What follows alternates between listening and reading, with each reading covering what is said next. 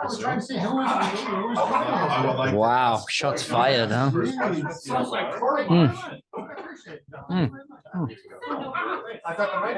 Sounds like Corman. Tom now has the mic, please. First question. Hey, Brett. Tom. It's opening day, even though you've already played a game. What's the excitement about opening day, even if it's your second game? I think we're excited, for sure. Now we get, a chance to get points on the board, especially at home, and to, kick off our regular season. We're looking to start in the best foot, possible, and get the result and move on from there. We got a tight schedule, so it's always a bit of a pickle, but we put ourselves in that situation and gladly and voluntarily so, because the team succeeded. They deserve to be playing on all fronts this season. So yeah, we're enjoying this process and match day one of the regular season. Excited. You've always been big on compartmentalizing, and the next game is the next game, and that's all you're thinking about. But with another game coming up on Tuesday, the roster selections you make for Saturday affect Tuesday, right? Yeah, listen, I mean, I think there's always that in the mind, and you're trying to manage that, but no different to Salt Lake. They played last night, have the similar time that we would have to go from Saturday to Tuesday now, so they're in that boat now this week, so they have their things to think about, and you watch Champions League in Europe, and teams roll out their teams all the time, so yeah, I'm just trying to find a way to balance all that, from an emotional level, from a physical level as well. Brad, how long did you get to enjoy the victory the other night before you started thinking about Saturday? Probably 5 minutes after the game, and then was press conference, and then we're already thinking about video for the next day and preparing for Salt Lake. So I mean, yeah, the season's in motion already, so we're just going from game to game to game, and now the season's condensed already, 4 games in 11 days, three games now in a couple, so just trying to navigate all the way through those and get this momentum going, with the energy we play with. We said it last week, if we can create momentum becomes hard to stop, right? So we've set ourselves high standards, and we want to live up to those standards and enjoy the process while we're at it. Yeah. Coach, what are some things you learned from the Houston match that you're taking into RSL that maybe you hadn't thought of beforehand? No, just thinking about, looking at final third plays. Can we, I know it's very early in the season and there's a bit of rust there, and that's understandable. We'd like to finish off more plays. We'd like to, finish the game early on. I think we had many opportunities to do so. But Houston always had a lifeline somehow. Even though we don't give up too much, I think we gave up 1 shot on target over the 90. So proud in that department. Roman wasn't busy, in that department as well. Listen, defensively, I thought we stood strong. 2 transition moments that were kind of iffy on the midfield line, or transitioning from set pieces, and these are things we all look at, right? So we know this is early on, and it's a long season and a lot of work to do. So yeah. Health and fitness wise, looking at not only guys who can go 90 or anything coming out of Houston, Leuven, Nilsson, Dewar, anybody else? No, I wouldn't say. Well, Rasmus is still up and down. He's actually has something else going on at the moment. So that's on top of his injury and rehab and return to play. He just just got a slight cold or something. So he's been out for 2 days. So he's getting on the mend there again with that. So trying to make your way back, sometimes it's just a lot of speed bumps, coming back. And that caught up with him from a physical level. So Kyle Hebert took a knock in training yesterday on his knee, and we're just evaluating that, and we'll see how he progresses through the next couple of days. Coach, if you had video from Wednesday or from Tuesday night's match and video for maybe any random match from last year side by side next to each other, would you be able to notice any differences, subtle differences? You think dramatic differences just in terms of shape? How do you mean? In terms of our game style or stadium atmosphere? What do you mean? Anything that you could see on the tape that would indicate anything different, anything that is on the other side of last year? I don't know. I think there's a lot more, we're a lot more active against the ball. We turned over the ball a bunch. I mean, that happened last year as well. We created many scoring opportunities from high turnovers. Yeah, so just thinking about, in moments when we lose the ball, counter pressing moments, I thought were very, very good. We track our movements in the box. We track our, ball entries in the final third. We throughout preseason, we're not thinking too much of last year, but we're thinking on preseason. We have a 5-game preseason sort of averages that we're looking at, and we look at different metrics through those 5 games. And now we're in a CONCACAF type of environment where we have a competitive game, and how did we do with those metrics? So, I think we crushed them in all departments, which was really good to see. So I think we're training in the right way. But now again, there's a clock starts at 0 again, and there's a new game and a new opponent who's eager to take points away from us, and we're eager to take points away from them. So, Coach, you talked about momentum today. I believe you talked about it on Tuesday afterwards as well. I know they're 2 separate things, but how do you carry it from what you guys did against Houston in the Champions Cup in carrying momentum into Saturday? Yeah, just I think the grit, I think the desire, I think the competitiveness of our group, I think the hungriness of our group, I think the competition for starting spots drives that naturally. And that's what we said. We keep our internal competition higher. And hopefully that's higher than the external competition, right? So that gives us the ability to play fresh guys, gives us the ability to, just compete on all levels, and just, puts us in a good spot to put the best foot forward. So yeah, we don't think too much into it, but through good actions, good feelings, good energy, good vibes in training, everyone's, feeling valued, everyone's feeling that they got a chance, everyone's feeling that they can, contribute, and that's always a good spot to be in. Coach, any concerns with, I know it's not controllable for you, but referees on the field, the MLS, they're locked out, won't have their first tier referees on, don't know what you're getting. Do you pay any attention to that at all in prepping? No, not really. I mean, I know there have been, potential, new rule changes that have been delayed through this now, with the referees and pros, in the league sorting out their issues. So we don't think too much into it, and give credit to the guys last night in Miami. I thought they did an admirable job, so we're just going to treat it like that. We've had, 5 competitive games in preseason, plus now a CONCACAF game where there weren't the regular pro referees. So I think we're used to the working rhythm. There is VAR there to help if needed. So yeah, we're all good. We can go to Zoom right now to Justin Ruderman. Hi, Coach. Thanks for your time. Justin Ruderman with MLSsoccer.com. Your team scored the most goals from set pieces last season, and RSL was also near the top of that list. I know you also take pride in defending those set pieces, so I'm wondering how much you expect those dead ball moments to be important on Saturday. Yeah, listen, I think dead ball moments contribute to 30% of all goals scored around, in the competitions, and for sure, we are proud of the performance we put out there last season. And I think you could see our intent this season already. We've got one now from a set piece in the Champions Cup. So yeah, we're excited about, what we can offer on the field. As far as the opponent, we just try and, analyze, study, and see what best suits us from a defensive structure and defensive shape, and how we can mitigate that. They have a talented group. There's some dangerous set piece specialists. Ruiz on the ball as well. He's very dangerous. We just have to be on top of that scale as well. We take pride in our defending, and I think Alex is doing a great job. So yeah, much of the same. Next we'll go to John Lupo.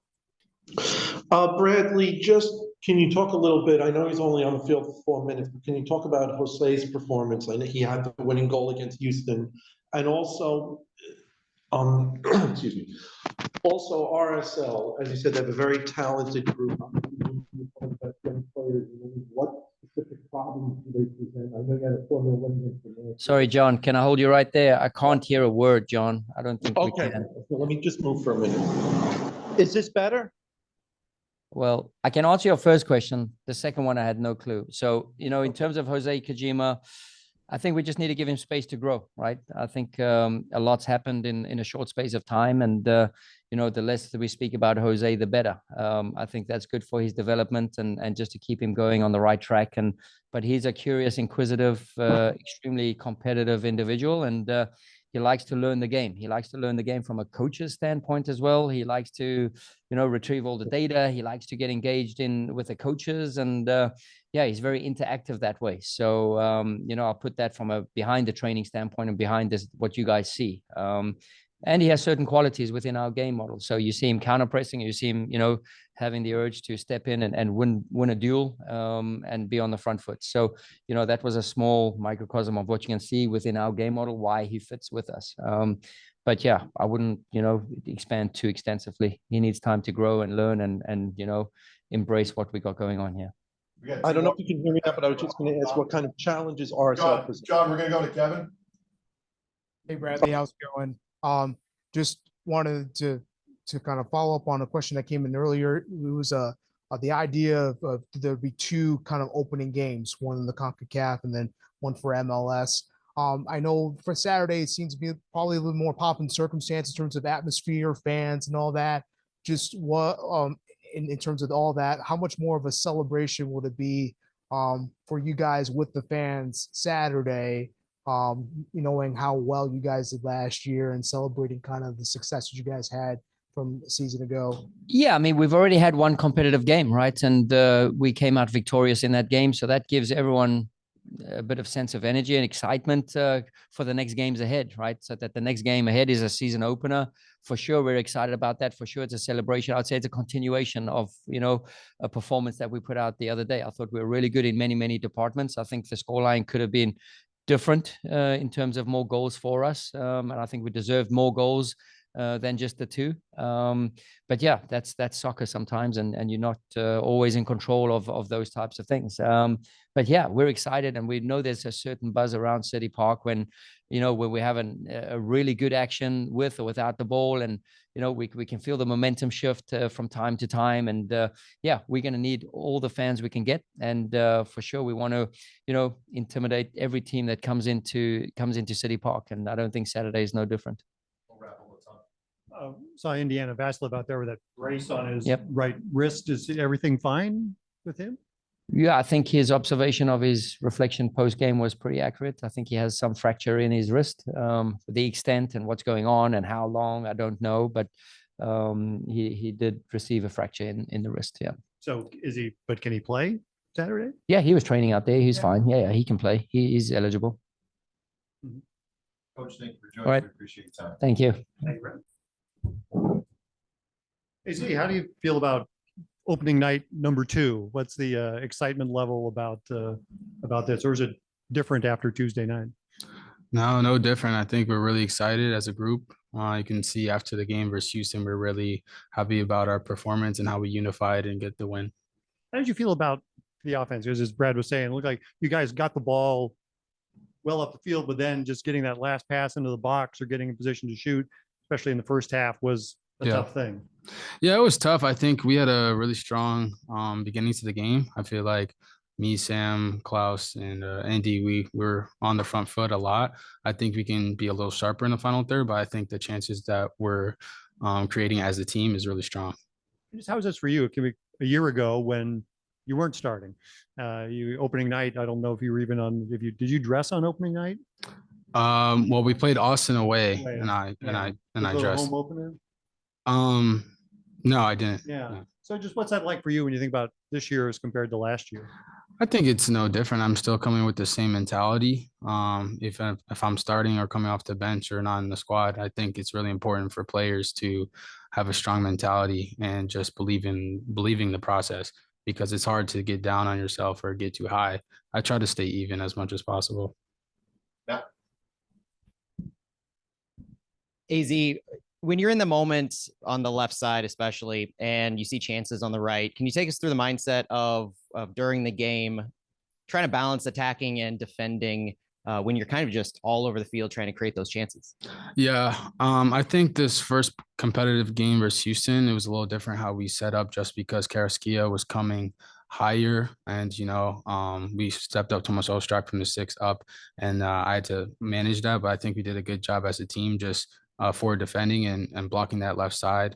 In terms of attacking wise and opening the blinkers, how Bradley likes to say in training, with all of our 10s with Celio, Nukvi. I think we're all getting better in terms of finding that weak side transition or joker, how we call it, and getting into the box. What are some things you're looking forward to against RSL that they might pose that you're kind of looking to maybe take advantage of? I feel like we're just looking to the starting MLS season and how we're gonna express ourselves again. I feel like there's a lot of doubts out there, but we're not concerned with anyone else. We're just focused on ourselves. What music do you listen to before the game to get you going? That's a good question. I listen to a lot of it depends on the mood of the game, but I listen to jazz sometimes. I listen to Afro beats, listen to hip hop, pop, rock even sometimes. I think it depends on the game and the mood, but I try to amp myself up a little bit, but also stay calm as well. Like before I go out to my car, I like to listen to more calm music, more like jazz. You're gonna see the Bob Marley movie? I already did. What'd you think? I think it was really good.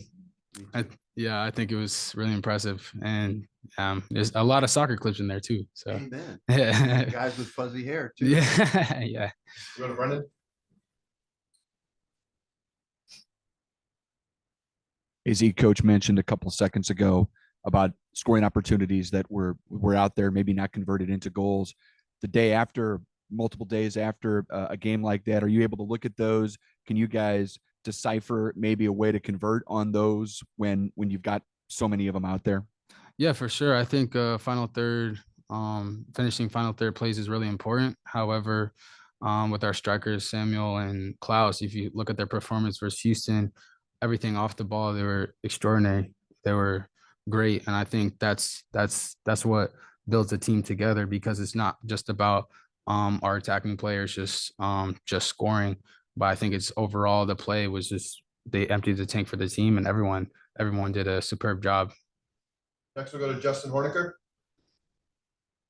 Hey, Z. Is there a level of comfort just knowing that you have already played a competitive game?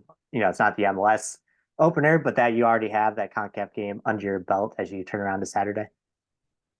I think the most important thing is going game by game, excuse me, just because, you know, we have Champions Cup, we have Leagues Cup, we have Open Cup, we have MLS Cup. So we just have to figure out after those games what we need to do moving forward, and how we can progress and do better as a team. Next, we'll go to John Lupo. AZ, both you and RSL were two of the best teams in the league scoring from set pieces. So just talk about how important that's going to be, how much you guys are emphasizing that, not only winning set pieces, but also preventing them from getting set pieces, especially with some of the offensive weapons that they have. Yeah, for sure. I think we have great set piece takers on this team, Leuven, Indiana Vasilev. I think it's going to be a good test for us. And we have a great defense as well with Tim Parker back there, Joachim Nilsson coming back, Josh Yarrow, of course, Roman Berkey. I think it's going to be a good test for us, and we're up for it. Hi, I have a question about your top 3 women that you admire in sport, as we know that this is one of the few professional teams that's owned by a woman. So I was just interested on who you might admire in sports who are women, and it can be soccer or elsewhere. For sure. The first person that came to my mind was Serena Williams. I mean, I love her story, just watching the movie as well with her sister Venus, just knowing how they start up, and you can see how things can evolve in any athletes, and it's about timing. It's all about timing.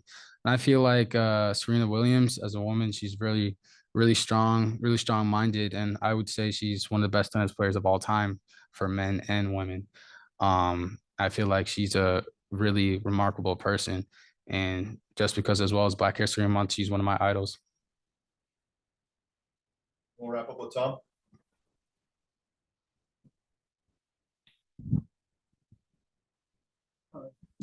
Four games in 12 days. You're a young guy. How much can you play?